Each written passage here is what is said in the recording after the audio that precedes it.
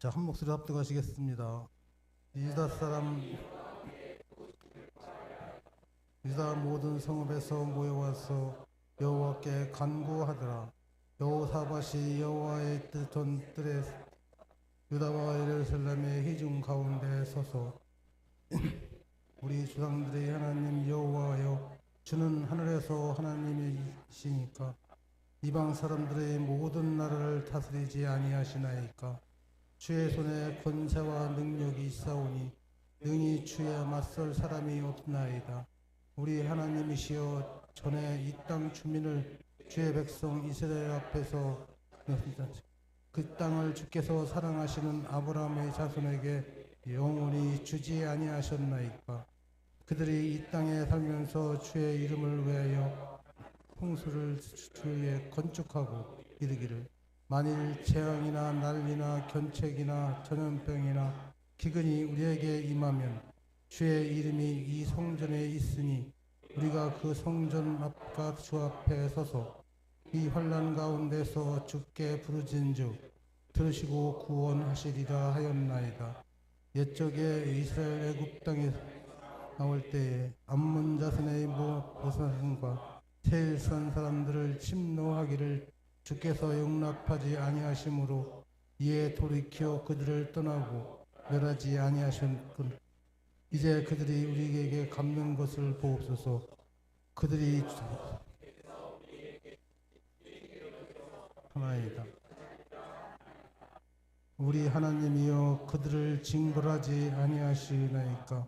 우리를 채워오는 그 큰 무리를 우리가 대적할 능력이 없고 어떻게 할 줄도 알지 못하였고 오직 주만 바라보나이다 하고, 유다 모든 사람들이 그들의 아내와 자녀들과 어린이와 들어 여호와 앞에 섰더라. 여호와의 영이 회중 가운데서 레위 사람 아하시엘에게 임하였으니 그는 아삽 자손 다니엘의 큰손이요 요엘의 증손이요 분하야의 손자요 스가랴의 아들이더라. 야시엘이 이르되, 온 유다와 예루살렘 주민과 여호사밧 왕이여 들을지어다. 여호와께서 이같이 너희에게 말씀하시기를, 너희는 이 큰 무리로 말미암아 두려워하거나 놀라지 말라. 이 전쟁은 너희에게 속한 것이 아니요 하나님께 속한 것이니라. 아멘. 오늘 여러분과 함께 나눌 말씀은 여호사밧의 기도입니다. 구약성경에 나오는 여호사밧은 어떻게 기도했는지 여러분과 함께 말씀을 나눠보려고 하는데요. 여호사밧은 남유다의 네 번째 왕입니다. 근데 이 남유다의 네 번째 왕인 여호사밧은 그의 아버지나 또한 그 앞에 있는 왕들과는 다르게 하나님을 온전히 섬겼던 그런 왕이었습니다. 그럼 우리가 이렇게 생각할 수가 있어요. 아니, 왜 하나님이 세우신 왕들이 하나님을 온전히 섬기지 않았나? 그렇습니다. 대부분의 이스라엘 왕들이 하나님을 온전히 섬기지 않았을 뿐만 아니라 그 왕들의 평가를 보면 대부분 악한 왕들이었어요. 선한 왕은 몇 명 안 돼요. 거의 다 악한 왕이었어요. 왜 그랬을까요? 첫 번째 이유는 원래 하나님은 왕을 세우시기 원하시지 않았습니다. 왕을 세우는 것이 하나님의 뜻이 아니었다는 거죠. 왜냐하면 하나님은 하나님 홀로 왕 되셔서 하나님이 택한 백성을 다스리시고 인도하시고 함께 하셔서 그 백성들이 하나님의 뜻 안에서 평화를 누리고 또 복된 삶을 살기를 원하셨습니다. 그리고 하나님 그렇게 하시겠다고 약속하셨죠. 그런데 인간들이 그 약속을 믿질 못한 거예요. 눈에 보이는 왕이 좀 있어가지고 우리를 보호해주고 다스려주고 그러길 바랬던 거죠. 그래서 왕을 세워놨더니 세상의 권력이라는 게 처음에는 굉장히 선하게 또 좋은 마음으로 시작하게 되지만 그 권력이 이어지다 보면 굉장히 또 부정적인 면들이 생기고 또 권력을 유지하기 위해서는 또 필요한 것들이 많이 있습니다. 요즘도 마찬가지지만 세금을 걷어야 되고 또 그 국민들이 옛날로 말하면 백성들이 또 그만큼의 그런 어떤 희생을 해줘야지만이 왕이 또 그 권력을 유지할 수가 있는 거거든요. 그래서 이제 그런 과정 때문에 이제 어려움을 겪게 되는데, 특별히 이제 이 왕들이 악한 왕들이 된 이유를 우리가 설명을 하자면, 이제 남왕국과 북왕국으로 갈라진 그 사실을 잠깐 우리가 이해할 필요가 있는데요. 처음에 이스라엘 왕으로 세워진 왕 이름이 뭐죠? 사울이잖아요. 다 알고 계셨죠? 말만 안 한 것뿐이지. 예. 사울이 이제 왕으로 세워졌어요. 근데 사울이 하나님의 그런 기대에 미치지 못했어요. 그래서 그 다음에 세워진 왕이 다윗이었어요. 다윗도 뭐 여러 가지 그런 우여곡절을 거치고 또 죄도 많이 짓고 그랬지만, 그래도 다윗은 늘 하나님 중심, 하나님 말씀 앞에 또 설기를 원했고 하나님 앞에 기도하는 그런 왕이었단 말이죠. 그리고 나서 그 다윗의 부족한 점, 또 다윗이 미처 하나님 앞에 약속했던 것들을 행하지 못하는 그런 것들을 이루기 위해서 세워진 왕이 다름 아닌 누구예요? 솔로몬이에요. 지혜의 왕 솔로몬. 그래가지고 그 다윗의 뒤를 이은 솔로몬이 다윗이 계획하고 준비한 성전도 건축하고 하면서 이제 좋은 출발을 했단 말이죠. 그런데 그렇게 지혜로웠다고 평가받고 또 하나님의 뜻을 이루었던 솔로몬 왕이 후대에 이르러서는, 즉 후반기에 가가지고는 악한 왕으로 변하게 돼요. 왜냐하면 자기 권력을 유지하기 위해서 또 자신의 그런 좋은 거를 취하기 위해서 여러 부인들을 각국 나라에서 다 모집해가지고 그렇게 두게 되고, 또 자신의 권력을 유지하기 위해서 백성들을 괴롭게 만들고 하는 그런 일을 하게 돼요. 그리고 솔로몬 시대가 지난 다음에 그 다음에 왕이 될 사람이 누구냐면 솔로몬의 아들인 르호보암이에요. 근데 르호보암이 이제 여러분 성경 통독한 분들도 많이 계시고 이제 성경을 지금 막 읽고 계실 거니까 아마 기억나실 거예요. 그 르호보암이 이제 왕위를 이어받으려고 할 때에 어떻게 내가 왕을 했으면 좋을까 이렇게 고민하다가 사람들을 불러서 이제 물어봐요. 처음에는 나이 든 신하들을 불러서 이제 물어봐요. 내가 어떻게 왕이 됐으면 좋겠냐 물어보니까, 당신 아버지가 그렇게 너무나 혹독하게 하고 힘들게 해가지고 백성들이 지금 너무 힘들다. 그러니까 그거보다 조금 편하게 그렇게 해줘야 된다. 이렇게 이제 조언을 해줬던 거예요. 근데 그 조언이 별로 이 르호보암이 마음에 안 드는 거예요. 그래가지고 자기와 함께 있었던 그런 젊은 신하들, 친구 신하들을 이제 부른 거예요. 그래가지고 친구들한테 물어봐요. 그랬더니 왕이시여, 더 세게 해야 됩니다. 더 강하게 해야 됩니다. 백성들을 더 강하게 다스려야지 그래야 꼼짝 못하고 다 순종하게 됩니다. 아마 여러분 성경 구절 기억하시는지 모르겠습니다만 아버지는 채찍으로 사람들 쳤지만 당신은 전갈 채찍으로 쳐야 됩니다. 전갈 채찍이라는 건 끝에 이게 날카로운 쇠가 달린 그런 거거든요. 그래서 치면은 살점이 막 떨어져 나가는 그런 채찍을 말하는 거거든요. 그만큼 혹독하게 백성들을 다스려야 된다. 이렇게 조언을 해주는 거예요. 그래가지고 이제 그런 왕이 되려고 하니까 백성들이 반발이 생긴 거죠. 그래가지고 반발하는 10개 지파가 모여가지고 여로보암이라고 하는, 르호보암 그러니까 형제 같지만 형제가 아닙니다. 르호보암은 솔로몬 아들이고 여로보암은 솔로몬 시대의 대신이었는데, 그러니까 신하였었는데 뭐 잘못해가지고 다른 데로 도망갔다가 이제 이런 혼란한 틈이 생기니까 이제 다시 돌아와가지고 이제 이런저런 이제 수습을 하다가 이제 10개 지파를 나눠가지고 이제 여로보암이 왕이 된 거예요. 그래가지고 이스라엘이 두 조각이 나가지고 10개 지파가 속해 있는 북이스라엘과 2개 지파가 속해 있는 남유다 이렇게 나누어져 가지고 이제 계속해서 이제 그렇게 이어져 내려가게 되는 거죠. 이제 그런 과정을 통해서 이제 나뉘어진 남유다의 4대 왕이었던 여호사밧에 대한 그런 얘기거든요. 그런데 다행히도 이 여호사밧은 하나님을 온전히 섬기고 선한 왕으로서 그런 역할을 했던 그런 사람이었다고 하는 겁니다. 우상 숭배의 죄악을 끊고 하나님의 왕으로 세워진 그런 사람들이 우상 숭배를 많이 했어요. 우상 숭배를 한 원인 중에 하나가 뭐냐면 이방 나라의 그런 여인들을 후궁으로 많이 맞아들이다 보니까 그들이 우상들 다 갖고 들어오는 거예요. 그러니까 후궁으로 들어온 자기 부인이 가지고 온 그 우상을 그냥 내둘 수밖에 없었던 거죠. 그래가지고 우상 숭배를 많이 하게 됐는데 그런 모든 죄악들을 끊고 다윗처럼 온전히 하나님을 의지하고 순종한 것이죠. 그리고 레위인인 율법사들을 세워가지고 각 성읍들마다 동네들마다 돌아다니면서 하나님의 말씀을 가르치도록 했습니다. 하나님의 말씀이 희귀해지고 하나님의 말씀을 점점 잃어버리는 그런 백성들에게 하나님의 말씀을 선포하고 가르치게 한 것이죠. 이렇게 여호사밧이 하나님의 뜻대로 살려고 그렇게 하나님의 말씀을 따라서 나라를 다스리게 되자 이방 나라들이 더욱더 이제 여호사밧을 괴롭히게 된 것이죠. 어느 날 모압 자손과 암몬 자손과 마온 자손이 연합해서 싸움을 걸어왔습니다. 즉 전쟁을 시작했다는 거죠. 그런데 그 세 나라가 연합해가지고 전쟁을 하려고 쳐들어오니까 이 여호사밧의 군대의 힘으로는 이길 수가 없었던 거예요.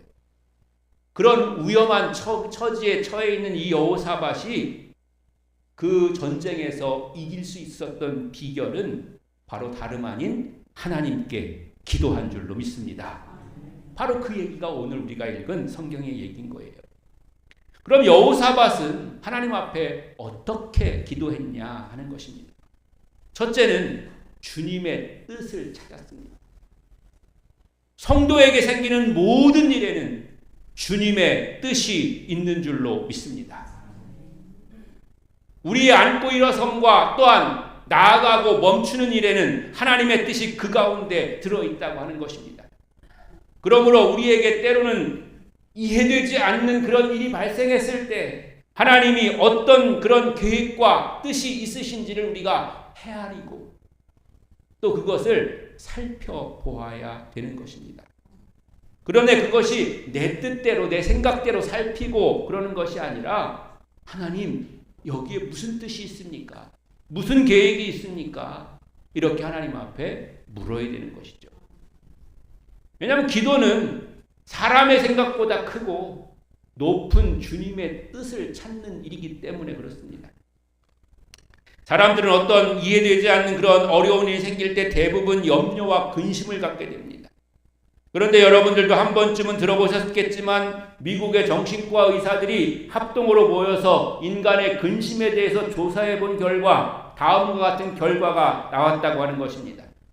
40%는 미래에 일어날 일에 대한 걱정을 하는 것이고 30%는 지나간 과거의 일에 대한 걱정이고 12%는 미리 상상해서 가상해서 하는 걱정이고 18%는 일어나지 않을 일을 위해서 우리가 걱정하고 있다는 것이죠. 그러니까 이 걱정들 중에 최소한 아예 일어나지 않을 일을 그냥 내가 상상해서 걱정하는 18%와 또 지나간 일에 대한 그런 걱정 30% 이미 지나간 거잖아요. 걱정마저 바꿀 수가 없는 거잖아요. 그런 거 어느 정도는 우리가 최소한 절반은 근심을 줄일 수가 있는 거죠. 쉽지는 않습니다. 어떤 사람은 성격에 따라서 과거에 지나간 일이 자꾸만 생각나는 그런 성품을 가진 사람도 있습니다. 그러나 그런 것들에 대해서는 우리가 끊어나갈 수 있는 그런 담대함을 갖게 해달라고 기도하면서 또한 노력해야 되는 것이죠. 그래서 지나간 일들에 대해서는 물론 그것이 남긴 그런 상처는 우리가 또 피해는 복구하고 또 그것을 잘 하려고 애쓰고 노력해야 되겠지만 그게 왜 그렇게 됐을까? 왜 그런 일이 생겼을까? 이렇게 걱정할 필요는 없다는 것이죠. 그리고 아예 일어날 일도 아닌 일에 대한 걱정, 이런 걱정들은 우리가 하지 않아야 될 줄로 믿습니다. 그러니까 사람들이 가진 대부분의 염려는 사실상 필요 없다는 것이죠. 사랑하는 성도 여러분, 내 마음에 아니면 내 감정이 또 이끄는 그대로 사는 것이 아니라 하나님의 뜻을 구하며 하나님의 말씀대로 살아감으로 말미암아서 여러분의 걱정과 근심을 구하고 주님 안에서 참 평화를 누리시기를 주님의 이름으로 간절히 축원합니다. 두 번째로 여호사밧은 자신의 무능함을 인정했어요. 우리가 읽은 본문 12절에 보면 우리를 치러오는 이 큰 무리를 우리가 대적할 능력이 없고 어떻게 할 줄도 알지 못하옵고 오직 주만 바라보나이다 라고 그렇게 말하고 있습니다. 기도는 무능한 사람이 하는 겁니다. 잘난 사람은 기도하지 않습니다. 여기도 지금 잘난 분들, 내가 잘났다고 생각하시는 분들이 있죠? 기도 안 하실 거예요. 그런 분들은. 정확히 말하면 자신이 무능하다는 걸 아는 사람이 기도하는 거죠. 또 더 분명히 말하자면 때로는 내가 사람들 중에는 그래도 조금 더 잘날 수는 있지만 나보다 더 뛰어나고 유능한 분이 위에 계시다고 하는 그런 믿음이 있는 사람이 기도하게 되는 줄로 믿습니다. 그러니까 정리해보자면 내가 정말 무능해서도 기도할 수 있지만 그래도 내가 이 세상에 살면서 어떤 그런 지식도 생기고 경험도 많고 그래서 어느 정도는 내가 할 수 있다고 하더라도 그러나 그 모든 것을 이끄시고 이루시는 분이 인도하시는 분이 나보다 더 크고 높은 하나님이 계시다는 사실을 인정하고 믿는 사람이라면 기도할 수밖에 없는 줄로 믿습니다. 그리고 기도하게 되는 줄로 믿습니다. 이렇게 우리는 기도하는 사람이 되어야 한다고 하는 것이죠.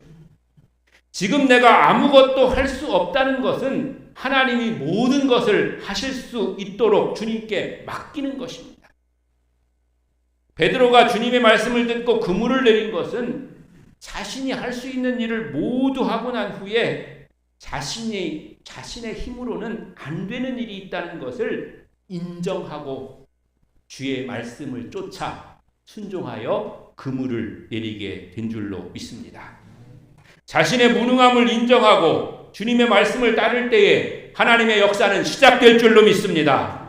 여러분, 나의 무능함을 인정하고 하나님 앞에 기도하는 여러분들이 되시기를 바랍니다. 그러면 하나님은 우리의 무능함을 넘어서 주님의 유능함으로, 주님의 지혜로움으로, 주님의 능력으로 우리를 이끄셔서 하나님의 뜻을 이루심으로 말미암아 우리를 형통케 하시고 우리를 높이시며 하나님의 뜻 안에서 복된 성도로 살아가게 해 주실 줄로 믿습니다. 세 번째로 여호사밧은 최선을 다해서 기도했습니다. 5절에 보니까 온 백성이 성전들에 모였습니다. 또 3절에 보니까 백성들은 금식했습니다. 또 13절에 보니까 여자들까지 주님 앞에 나왔다고 그렇게 말씀하고 있습니다. 그들의 아녀와 자녀와 어린이들과 더불어 여호와 앞에 섰더라. 거기 나와 언급되어 있는 그런 사람들은 사실은 하나님 앞에 나올 필요가 없고 나와도 별 소용이 없다고 그렇게 생각했던 그런 사람들이었습니다.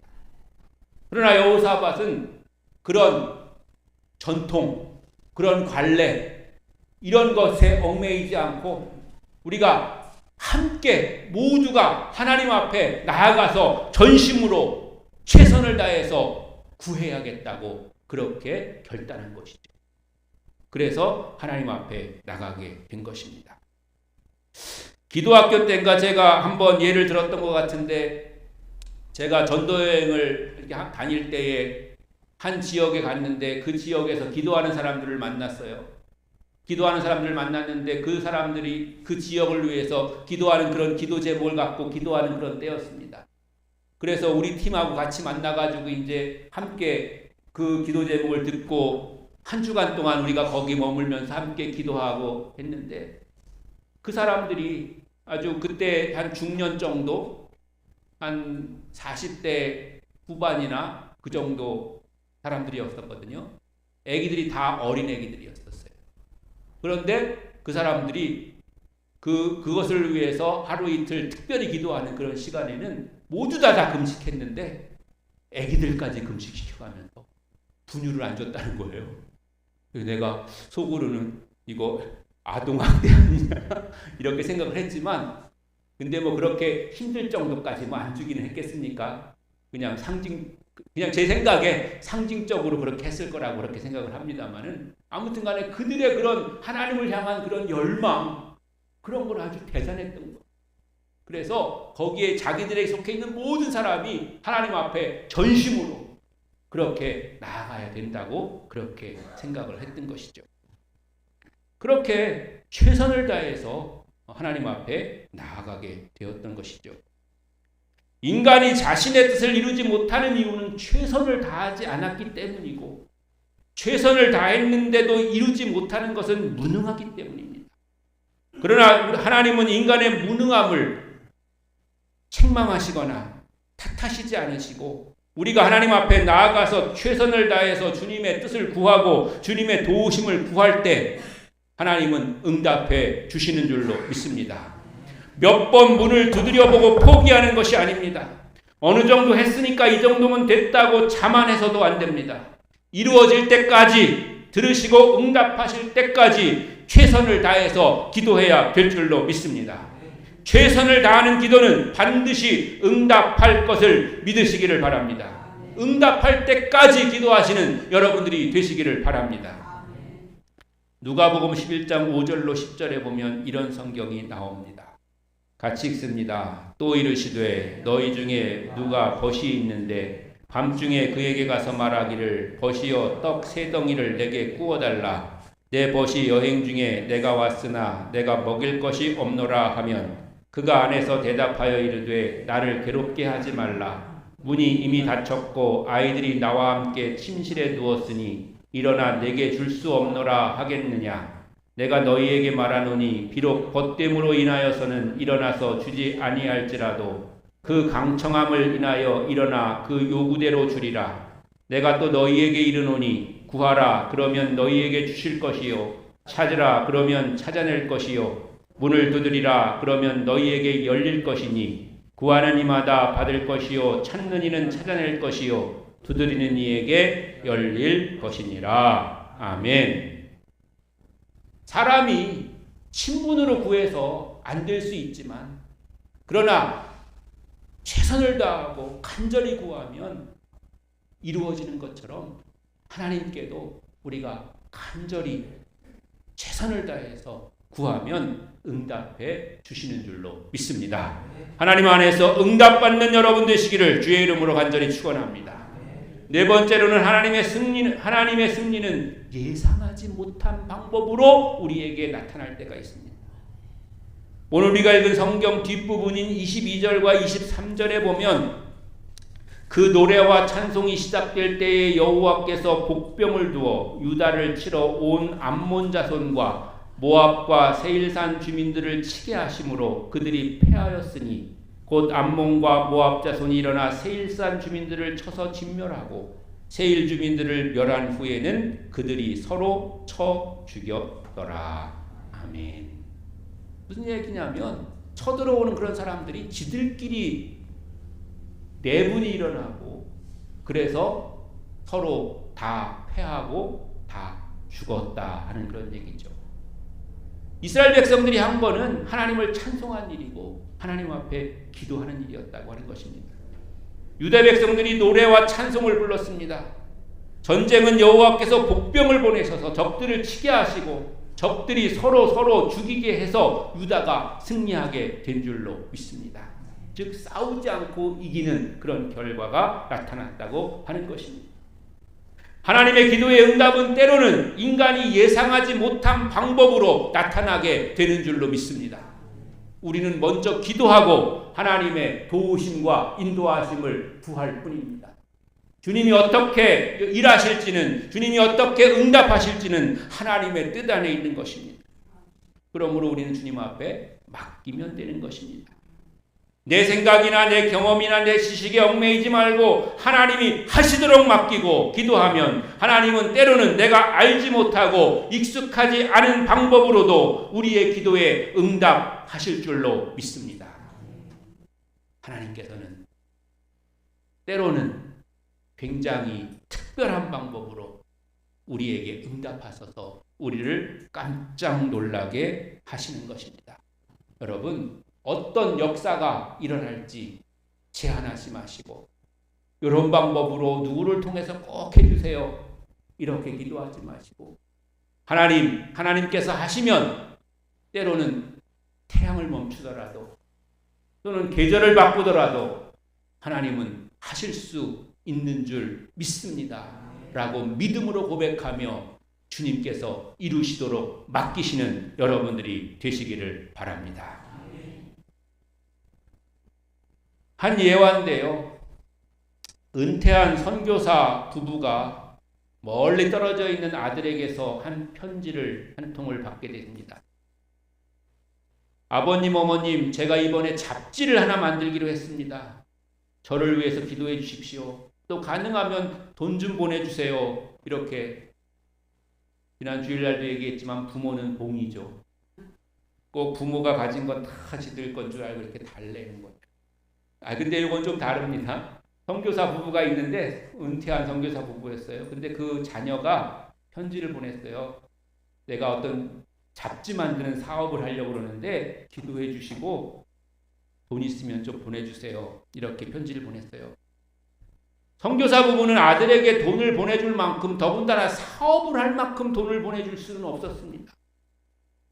그러나 그렇다고 해서 그냥 말 수는 없어서 틈틈이 저축해 놨던 돈 600달러를 보내줬습니다. 600달러가 얼마냐면요. 80만 원이에요. 사업하는 사람에게 80만 원 보내주면 그거 사업에 도움은 됐을까요? 뭐 안 됐다고도 말할 수는 없지만 뭐 크게 그 사업하는 데는 도움은 안 됐을 거예요. 그냥 살아가는데 생활하는데 조금 보탬이 됐었겠죠. 근데 그 돈을 받은 그 아들은 자신을 믿어준 부모님을 실망시키지 않으려고 최선을 다했습니다. 결국 아들의 회사는 세계적인 기업으로 성장했습니다. 이 사람의 이름은 헨리 루스입니다. 세계 최정상의 잡지인 타임지의 창업자입니다. 기도하는 부모를 둔 자녀들은 삶을 응원단장을 두고 살아가는 사람과 같은 것입니다.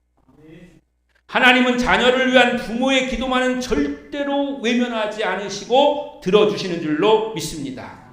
여러분, 여러분의 자녀들을 위해서 기도하시길 바랍니다. 하나님께서 분명히 응답해 주실 줄로 믿습니다. 여러분 들어보셨는지 모르지만 서울에 가면 광림교회라는 교회가 있는데요. 어마어마하게 큰 교회입니다. 그 교회의 현재 담임 목사님이 감리교회 감독회장이 되셨는데요. 지금 그 감독회장이 되신 그 목사님이 젊을 때는 조금 삐뚤로 많이 나가셨던 분이십니다. 제가 다른 지역에서 목회할 때 지금 그 목사님 감독회장님의 아버님 어머님이 김선도 목사님이라고 굉장히 유명한 또 목사님인데 부흥회를 오셔가지고 거기 지방에 있는 모든 교역자들에게 자기 아들을 위해서 기도해 달라고 그렇게 그랬던 그런 적이 있었어요. 그러면서 그 사모님이 이제 그런 얘기를 하셨는데 어제 지금은 조금 다른 데 나가 있는데 분명히 돌아올 거라고 그 사모님이 그렇게 말씀하시면서 생각날 때마다 자기들을 위해서 아들을 위해서 기도해 달라고 그렇게 말씀하셨대요. 근데 그렇게 크고 또 그런 교회의 목사님이 시골의 지방에 와서 조그만 교회 목사님들한테 그렇게 기도해 달라고 할 것도 아닌데 사실은 그분들은 계속 그렇게 이야기하면서 다니셨대요. 기도할 게 있으면 누구를 만나든지 기도해 달라고. 그렇게 기도해 달라고 하니까 최소한 그 절반은 잊어버렸어도 절반은 아마 기도해 줬을 것 같아요. 그런데 마침내 그분이 다시 돌아오셔서 목회자가 됐고 목회를 하셨고 또 지금 이렇게 감독회장이 높다면 높고 그런 거지만 그런 것과 상관없이 어쨌든 간에 끝까지 목회를 하는 그런 분이 된 줄로 믿습니다. 엄마의 기도죠. 아버지의 기도가 그분을 좋은 목사님 만들고 또 좋은 교회를 이끌어가게 하신 줄로 믿습니다. 그런데 여러분, 주님은 우리의 아버지이십니다. 오늘도 주님은 하나님 우편에서 자녀된 우리를 위해서 간구하고 계십니다. 때로는 우리의 부모가 예수 믿지 않거나 또는 그렇게 믿음이 좋지 않을지라도 그러나 걱정하거나 낙심할 필요 없습니다. 우리에게는 하늘의 아버지가 계시고 그 아버지께서 우리를 사랑하시며 우리를 위해서 지금도 간구하고 계신 줄로 믿습니다. 잘 되기를 원하시는 줄로 믿습니다. 때로는 그래서 내가 우리 부모의 영적인 아버지가 될 수도 있는 겁니다. 그래서 영적으로는 내가 우리 부모에게 복음을 더 전할 수도 있는 거고 그들의 믿음을 성장시킬 수도 있는 거고 그래서 하나님 안에서 또 내 책임과 또 내 영적인 의무를 사명을 감당하게 될 수 있는 줄로 믿습니다. 여러분을 위해서 지금도 기도하시는 주님을 기억하시면서 담대하시고 새 힘을 내시고 여러분의 기도가 지치지 않고 멈추지 않고 계속되는 그런 기도가 되시기를 바랍니다. 그리고 그 기도가 응답될 것을 믿으시기를 바랍니다. 믿음으로 기도하면 분명히 응답해 주시는 줄로 믿습니다. 계속해서 기도의 끈을 붙잡고 나가는 여러분들 되시기를 주님의 이름으로 간절히 축원합니다. 기도